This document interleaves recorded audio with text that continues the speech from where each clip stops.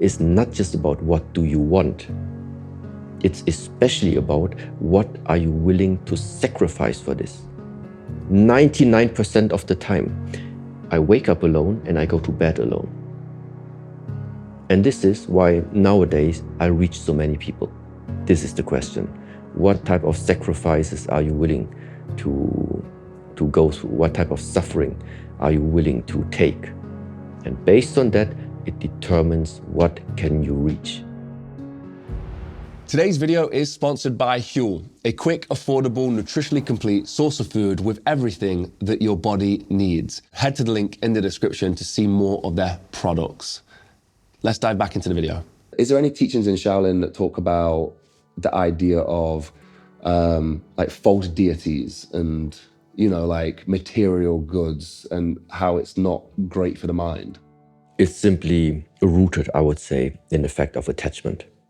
Okay, so it's like why I'm not a friend of investing, for example, buying a house, buying an apartment. Why? Because as soon as there is a house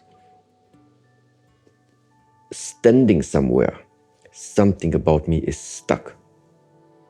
Okay, because you need to take care of it. Okay, so in German word, it's called like Immobilie. Yeah, but immobile. That's exactly what's happening, okay? Yeah. So this is when it comes to this type of teaching, meaning the more you attach to something, now it doesn't necessarily only have to be like material. It's in general, whatever is this, you get attached to it, you're stuck. But the world is turning, everything is changing. So I think if you want to get somehow in harmony, you can't be stuck. That this is, for me, the general understanding. So I make it simple for myself. I'm not talking about material. I'm not talking about just emotional. Whatever it is, you can get stuck in material, get stuck in emotionally, and also can get stuck mentally, can get stuck with your ideas. But it all follows the same principle. You get stuck, something about you is bound there. The energy is bound. So, and if you want to move on, well, then the burden must go. This is what it is. But now just to jump back just one step before that, yeah.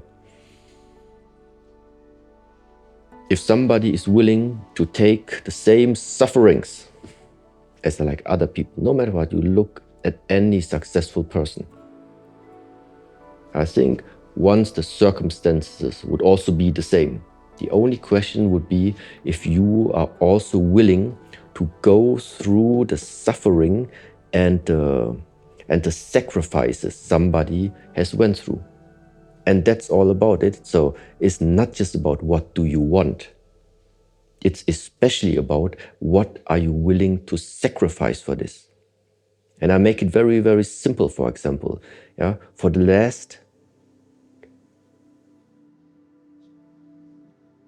23 years, 99% of the time, I wake up alone and I go to bed alone. And this is why nowadays I reach so many people. I think this is also something that goes hand in hand to it. Okay? And if somebody wants to have this life, well, chances are high. This is the question. What type of sacrifices are you willing to go through? What type of suffering are you willing to take? And based on that, it determines what can you reach. On that point as well, this is something I'd love to try and articulate for the audience as well, because I think you painted a picture there. So if we were to take somebody like Dwayne Johnson, just for the sake of this analogy, if you took Dwayne Johnson and you put him where he is today with everything he owns today, and then you showed exactly what he had to do to get to those steps, and you in detail, and then you put somebody at the start line and says, are you willing to do what he did to get to where he's got to? And some people would say yes, and they would try, and maybe if they would fail, maybe they'd succeed. Some people would say no, there's too much work, and they probably wouldn't do it. This is the fact that gets me, and I love this. The difference is Dwayne Johnson, he didn't get a picture of all the results, and he didn't know that he was going to be this big success. He had to do all the work anyway with no promise. And this is where I think people get confused, is people say stuff like, well, I would work out every day, 3 times a day to be a professional footballer, because that's what a professional footballer does, and they're a professional footballer. But they had to do years and years and years and years of work with no promise of being a professional footballer and still do the work and then hopefully achieve it. And I think that's the difference, is people say they're willing to pay the price, but when you remove the promise of success, I think it's a completely different ballgame. I think it's such a difficult journey into the unknown that people don't understand as much when they make these kinds of analogies. And like, you did that for years and years and years. You didn't know you was going to have this success with the Shaolin Temple when you were waking up every single day doing this. You just, I guess, hoped and maybe had a vision, and you made it, but you didn't know. Does the analogy make sense? That absolutely makes sense. I was just thinking maybe that all the type of extraordinary things happen without you planning them.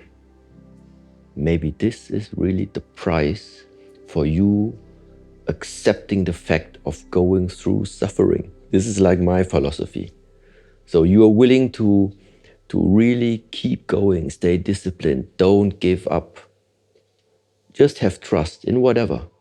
And because you keep on going, because someone can see how much pain, how much suffering you're willing to take, maybe this is the reason why sometimes there are presents.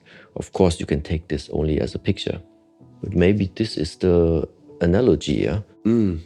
I hope you're enjoying this video so far. Today's video was sponsored by Huel, a quick, affordable, nutritionally complete source of food that has everything that your body needs.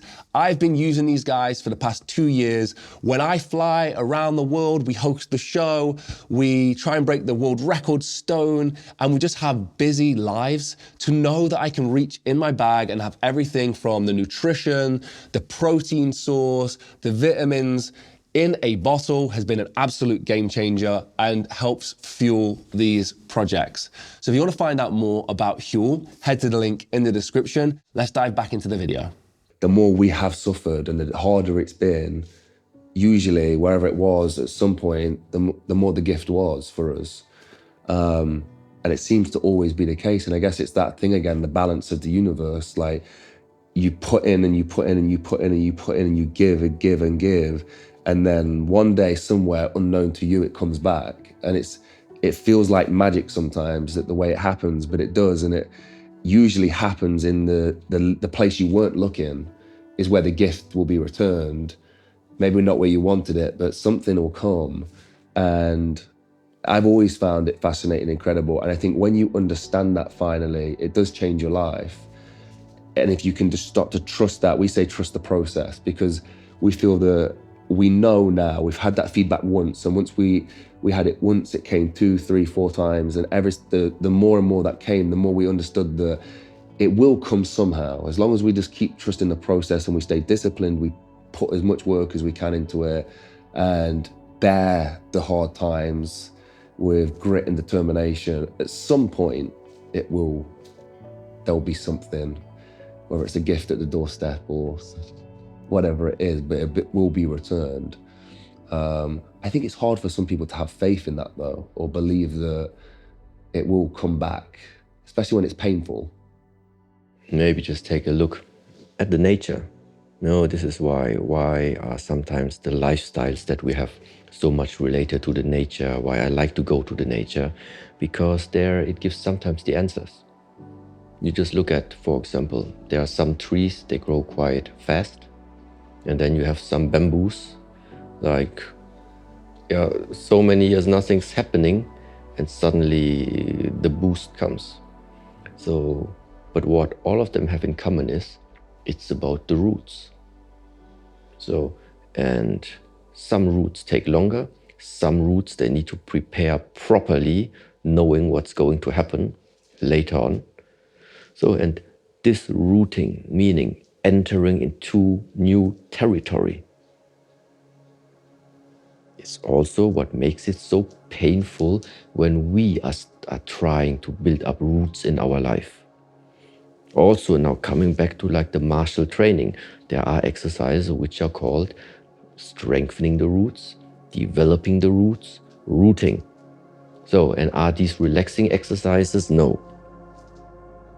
They are exhausting, hard, hard for the mind, challenging for your discipline exercises.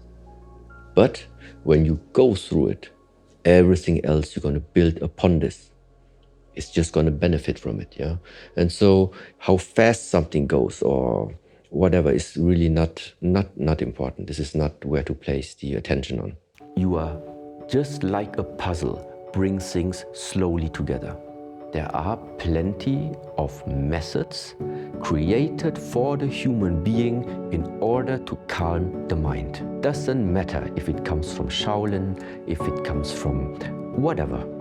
There are plenty of methods to now improve this weakness.